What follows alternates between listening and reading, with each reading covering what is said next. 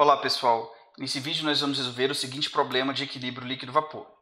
Supondo que a lei de Raoult seja válida, prepare um diagrama PXY e um diagrama YX para o sistema benzeno-tolueno na temperatura de 100 graus Celsius. Considere válidos os seguintes parâmetros de Antoine. Então a primeira coisa que a gente precisa perceber, pessoal, é que os parâmetros A, B e C fornecidos aqui, eles são válidos para essa forma da correlação de Antoine, tá bom? A temperatura, ela tem que entrar em Celsius e a pressão, ela tem que ser obtida em kPa. E uma outra coisa interessante da gente comentar é que esses parâmetros eles são válidos num certo intervalo de temperatura, mas a gente não precisa preocupar com isso porque a temperatura do sistema está dentro do intervalo de validade dos nossos parâmetros. Então, como é que a gente pode gerar esses gráficos que são pedidos no enunciado do problema, pessoal? Aqui eu quero trabalhar duas formas de resolução com vocês. Na primeira delas, a gente vai trabalhar com cálculos de pressão de bolha. Então, se a gente volta para o que nós já estudamos anteriormente, num cálculo de pressão de bolha, a gente precisa iniciar o algoritmo de resolução eliminando a composição da fase desconhecida, que é a composição da fase vapor. Então, a gente coloca que a soma dos y vai ter que ser igual a 1 por conta de um balanço molar. O critério de equilíbrio material dos dois componentes vai ser dado pela lei de Raoult, conforme o próprio enunciado do problema pede para a gente considerar. Então, se a gente isola o y aqui nessa equação e coloca dentro do somatório, a gente obtém a equação P igual a soma de x e p e sat, que é a equação que a gente já sabe utilizar para resolver cálculos de pressão de bolha. Então, como é que vai ser a nossa construção do gráfico, né? Qual que é o passo a passo da nossa resolução? A gente vai iniciar aqui o nosso problema, pessoal, estabelecendo os dados de entrada para um cálculo de pressão de bolha, que são a temperatura do sistema e a composição da fase líquida.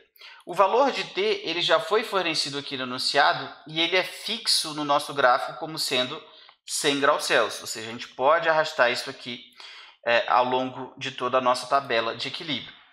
Para o x1, né, no caso da composição da fase líquida, a gente vai considerar que o x1 ele varia de 0 até 1 num passo constante de 0,05. E aí, se a gente arrasta essa fórmula ao longo de toda a nossa tabela, a gente teria todos os valores de x1 que vão estar plotados no nosso gráfico. Em se tratando de um sistema binário, o x2 ele vai ter que ser 1 menos x1, portanto, esses valores aqui são os valores da fração molar do componente 2 na fase líquida. Agora a gente pode partir para os cálculos da pressão de bolha, que é o que nos interessa. Mas se a gente olha aqui para a fórmula, para calcular esse valor de P, a gente precisa conhecer os valores de Psat dos dois componentes na condição do sistema, que seriam obtidos justamente pela equação de Antoine. Então, ficaria a exponencial de A menos B, que divide T mais C.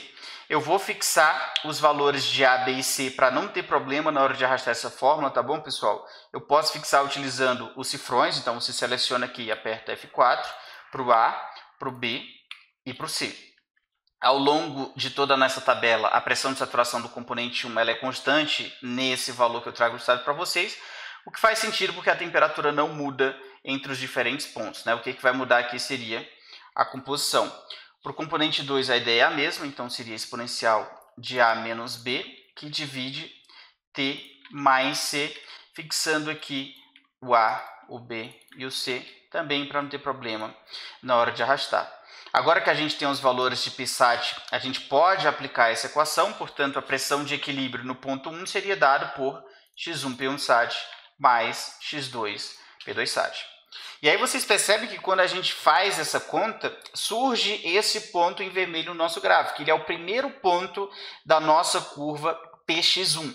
Tá? Se a gente arrasta essa fórmula para baixo, a gente obtém o segundo ponto da nossa curva de bolha, que seria esse pau ordenado aqui, x1 igual a 0,05, P igual a 79,57. E aí, à medida que a gente vai arrastando aqui, ó, ao longo de todo o nosso domínio de composição, a gente vai gerando a curva Px1 como um todo, obtendo aqui, finalmente, esse resultado que eu trago ilustrado para vocês. Percebam, pessoal, que no ponto em que x1 igual a 0, a pressão de bolha calculada ela é exatamente igual ao P2Sat. E isso faz sentido, porque nós já sabemos que nesse ponto aqui, o P de equilíbrio é igual à própria pressão de saturação do componente 2 puro. A mesma coisa no outro extremo de composição, quando x1 igual a 1, P calculado é igual ao P1 SAT, ou seja, isso aqui é P1 SAT, como nós já sabemos de nossas aulas anteriores, tá bom? Uma outra coisa interessante é perceber que o modelo de Raul, ele prevê uma linha reta para a curva de bolha. Faz sentido?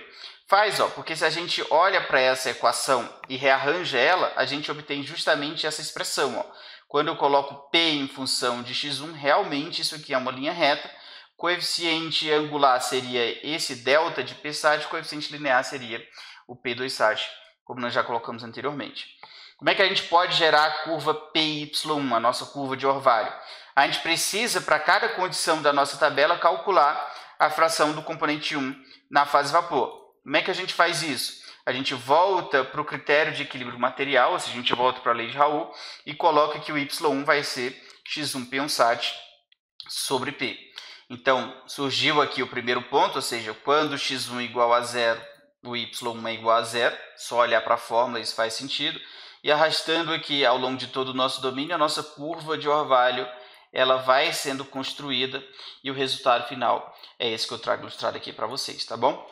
Acabou o problema aqui, pessoal? Não, porque nós precisamos gerar também o gráfico y versus x. Como é que a gente faz isso? A gente gera um outro gráfico do Excel em que esses valores de x são a abscissa e esses valores de y são a ordenada. Então, se a gente plota isso em um outro diagrama, a gente obtém justamente essa curva que eu trago ilustrada aqui para vocês. Se a gente quiser, a gente pode adicionar a reta 45 da mesma forma que nós já estudamos anteriormente na disciplina. Então, a reta 45 seria a reta de equação y igual a x. Então, tanto a minha abscissa como a minha ordenada vai ser dado por essa equação.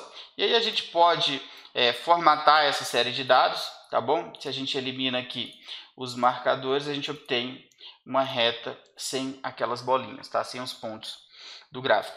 Beleza, pessoal? Então, essa é a primeira forma da gente resolver o problema, efetuando cálculos de pressão de bolha. E aqui eu quero mostrar para vocês um segundo modo de resolução. Para resolver esse problema utilizando cálculos de pressão de orvalho, o procedimento ele é muito similar, mas a gente precisa se atentar para algumas diferenças nos equacionamentos. Então, se é um cálculo de pressão de orvalho, a gente não conhece inicialmente a composição da fase líquida. Então, vai ser ela que a gente vai eliminar, colocando aqui que o somatório dos xi tem que ser igual a 1. Então, se a gente isola o xi na equação da lei de Raul e coloca aqui dentro do somatório, nós temos a expressão que nós vamos utilizar nos nossos cálculos, que seria P igual a 1 sobre esse somatório aqui de YI por P SAT. Então, inicialmente, a gente precisa fornecer a temperatura do sistema, que é 100 graus Celsius, e a composição da fase vapor. Então, percebam que eu coloquei aqui os Ys variando de 0 até 1, num passo de 0,05. E os valores de Y2 seriam 1 menos Y1 em cada ponto, tá bom? Porque, de novo, esse é um sistema binário. Então, o P1 SAT seria obtido da equação de Antoine da mesma forma que na resolução anterior. Ficaria a exponencial de A menos B sobre T mais C, fixando os parâmetros A, B e C de Antoine, porque eles não mudam ao longo da nossa tabela. A gente teria o mesmo valor da pressão de saturação da resolução anterior, porque de fato a temperatura ela continua sendo 100 graus Celsius. Para o componente 2, a gente teria a mesma ideia, A menos B sobre T mais C, fixando também os parâmetros, a gente teria o valor de 74,26 kPa. Quem que seria a nossa pressão de equilíbrio em cada ponto? Sendo esse um cálculo de pressão de orvalho, a pressão ela tem que ser obtida dessa equação. Então, ficaria 1 que divide a soma de Y1 por P1 SAT mais Y2 por P2 SAT. Então, quando a gente efetua esse cálculo, a gente vê que no ponto em que Y1 é igual a zero, o P do sistema é igual ao P2 SAT, o que faz sentido considerando e que nós já estudamos anteriormente. E aí a gente arrasta a fórmula até o ponto em que Y é igual a 1.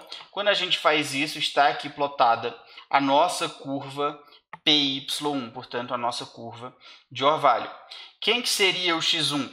A gente precisa dos pares ordenados X1P, né, X1 abscissa, P ordenada, para a gente gerar a nossa curva de bolha. Então, retornando aqui para o critério de equilíbrio material, seria Y1 que multiplica P dividido por P1 sat, e aí a gente vai arrastando ao longo de toda a nossa composição. Está aqui plotada a nossa curva Px1, tá bom? Da mesma forma que nós fizemos anteriormente, nós temos o gráfico yx, ou seja, y é a ordenada, x é a abscissa, e a gente poderia de novo adicionar a reta 45. Então a gente clica com o botão direito, selecionar dados, e a gente adiciona aqui a reta cuja equação é y igual a x, ou seja, esses valores são a nossa abscissa e esses valores também são a nossa ordenada. Da mesma forma, você pode modificar o gráfico, você pode formatar a série de dados e deixar aqui com o visual que você preferir, tá bom? Então, a ideia que eu queria passar para vocês era essa, pessoal. Se vocês tiverem ficado com alguma dúvida na parte teórica ou mesmo na execução dos cálculos, por favor, não deixe de me procurar. Um abraço e até o próximo vídeo.